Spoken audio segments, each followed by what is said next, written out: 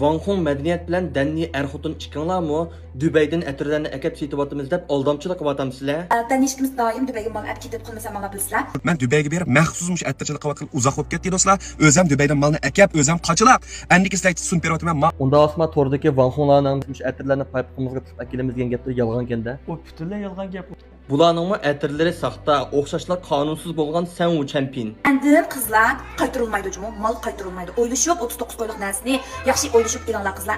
Er-xotin chiqinglar torda ko'ptirma tashviqot qilib, o'sha atirni sotgandan keyin boshqalar qo'liga elib bu saxtakan deb qaytarma desa, zo'ravonlik bilan ularga mal qaytarg'ili qo'ymaysizlar. Bugun Atti Bashirsi ichilganlarning ichida yangi mehmonlardan netisi va shunashqa bu filmga yurak bilan tavsiyani besib deb filmimni to'liq ko'rib yetasizlar. Madaniyat bilan Daniyemo o'sha Shov-Shov-Paliga o'xshashlar, o'sha muxurchi Zarinaning do'kkanidagi o'sha atirlarni sotgan. Bular o'zlarining o'sha Yusufbek deb atab olgan atiri, o'sha tatlim atiri bilan torga isib qo'ygan, ilk saxta rasmiyat bilan o'pma o'xshash. Bularning boshqa isbotlarini sal turib bir-birlab qo'yib beraman. Tordagi o'sha cho'ng Wang Honglar odatda o'sha 40% dan 50% gacha foyda olmasa, bu mallarni sotmaydi ekan deb anladim. Avval Shov-Shov-Palina tunugun men ishlagan filmga tunning yerimida menga javob qaytargan filmini ko'rib yetinglar. Qo'linglardan kelsa bizdan eshib yashanglar.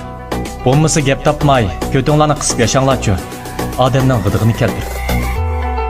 Acaba Shov-Shov-Palinaning nazarida menmi shu saxta atirlarni Dubayning atiri deb, uning ustiga shu 60 mingdek odamga oshirib sota olsam, ondan shuning bilan tang bo'la olay ekanman. Bo'lmasa rost gap qilgan, xalqni oldima deganlik bo'lsa, shu gap topganlik bilan barobar ekan.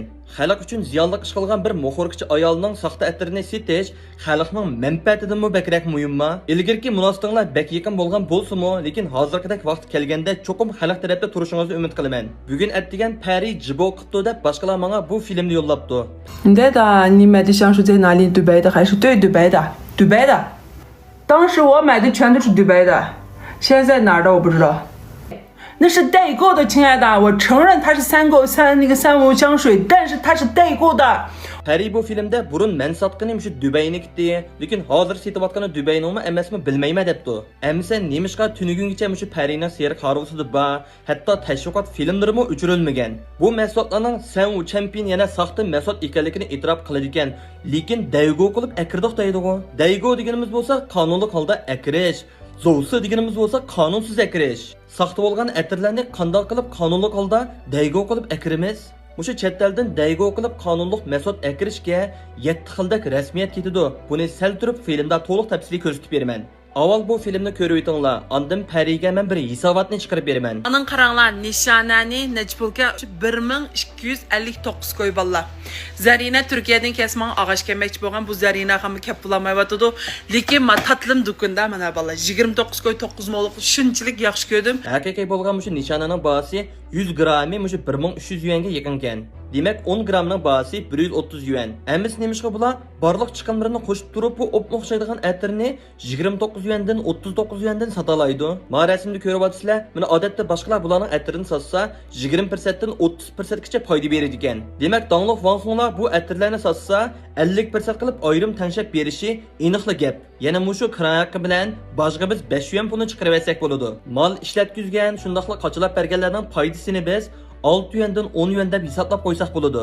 Oxir kelib bu atirning ichidagi mushu suyi bilan qutisining bahasi 4-5 yuan bo'ladi. Mushunda kengri hisoblab 4-5 yuan chiqqan narsani Dubaydan alaydan akilib, davlatimizda mushtaq arzon sotdiq desanglar, xijil bo'lmamsizlar. Qarasam Shov-Shov-Pali, mushu Shinjondagi donliq to'shay ma'lum Xadijaning o'quvchisi mushu Gullanning shirkatiga obraz vakili bo'lgan o'xshaydi. Gullanning Xadija bilan bo'lgan nurg'ulg'an hikoyalari bor, ularni oldirmay paranglashimiz. Xadija bilan Abdurahmon Abufning barliq o'quvchilarining har xil ishlari bor. Bularni cho'qim so'zlash kerak. Chunki bularning hammasi davlatimizdagi mushu cheklangan qalliyu shundaqla ching'ung shuni o'rganib baqqanlar. Endi mushu madaniyat bilan Danniga rasmiy kelayli. Chet eldan atir akirish rostilla shunchalik osonmi?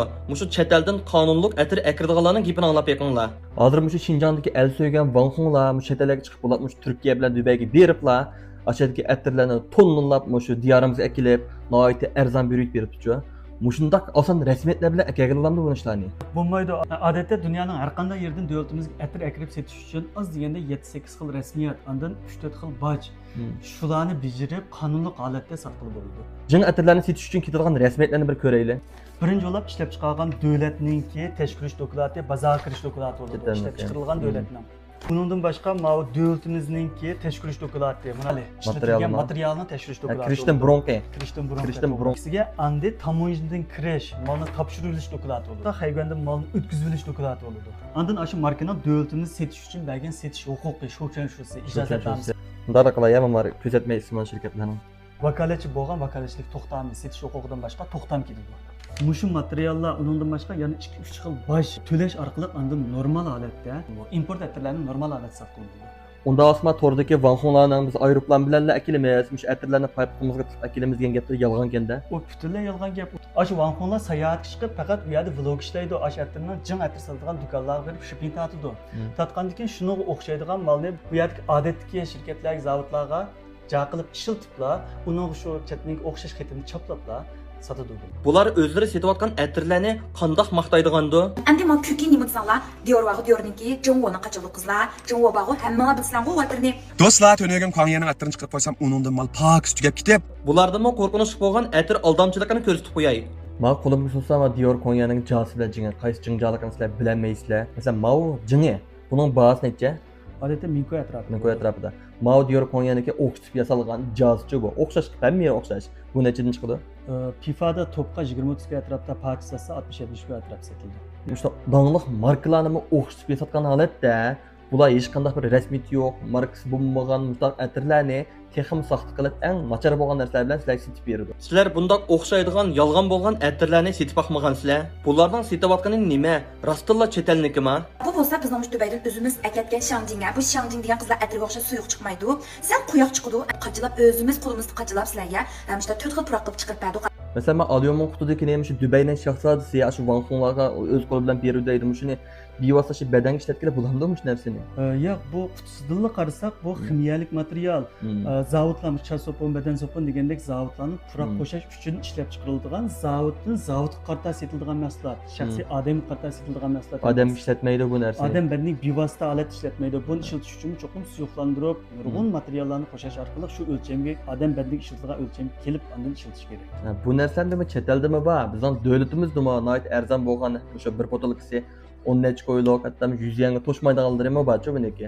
Shunlashqa bundaq yolg'on gaplar bilan xalqni aldırmagan bo'lsanglar. Japa chekib shu odam badaniga choshmaydigan narsalarni qutilarga qochilab nima ish qilasizlar? Shu qaplarning hammani işte 100 pay deb yasatdim. 100 pay bo'lsa, shu Dubaydagi amli shu qachilaydigan atirlarning oldi desak bo'ladi. Buning sifati pek yaxshi bularning atirning bu bir marka.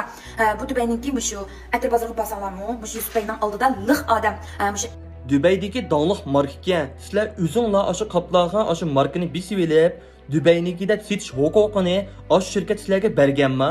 Qaysi bir qolib ishlamaydigan dağlıq shirkatlar mening markamni ishlatib xohlagancha mahsulot chiqarib olgan deb sizlarning qo'linglarga tashlab berar ekan.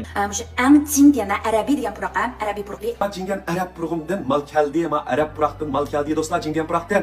Arab puroqi bor deb qo'yinglar. Sizlar butun Xinjiangni Arab puroqiga to'ldirib etmoqchimi? Nima degan qilayimkan hissiyat o'yini o'ynashga sizlar bek amroq. Hammasini 39 qo'yib isib qo'ydik. Amaliyotda bu atirlarning bahsi shunchalik qimmat. Sizlar degan puroqlarning hammasini hozir qattiq qachilatimiz. Qachilib bo'lgandan keyin endi sizlarga taqtishga boshlaymiz. Sizlarning shu sayohatga berish bilan birlikda Oshaydan qonunsiz holda bu mahsulotlarni elib keldik deganlarning o'zili bir qonunsizlik. Xalqni aldash uchun qonunni ko'zga ilmaydigan bu vanxonlarning jur'atiga hayron qolaman.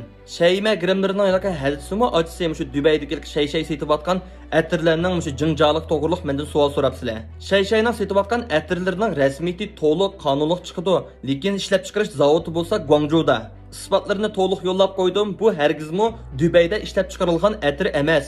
Har qanday bir mahsulotning botilkasida yoki qipida davlat tilida yoziq bo'lmasa, bu chet elning mahsuloti ekan deb xato o'ylab qolmanglar. Nijatning mushu Salvador atirdek, mushu Gulmiraning Narmi degan atirlardek biz mushu ishkiri o'lkalarda ishlatibyapmiz deb rostgap bilan atir satsanglarmi bo'ladi. Anda mushu Showshopalining xo'jayini, mushu Zarina Muxurkining mushu chet eldan bir yilga Albati deb ayollarning to'g'risidamdi.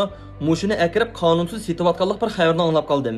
Vay, ma ayollar to'g'risi yana mal keldi.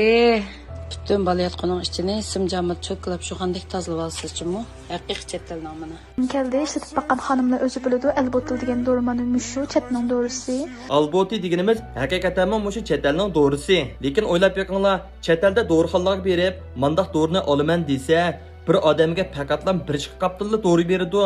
Hargizmi tonnalab mushu odamning qo'liga tutqizib qo'ymaydi. Davlatimizda bu alboti degan dorining setish huquqini hech qanday bir o'rin elib boqmagan. Shunlashqa bu yerga shaxsiy bir odam tonnalab davlatimizga yo'tkab akilanmaydi. Demak, bularning setayotgani bo'lsa, dal ashu chet eldagi alboti degan doriga o'xshatib yasalgan davlatimizdagi mushu Sanwu champion yana saxta mahsulot.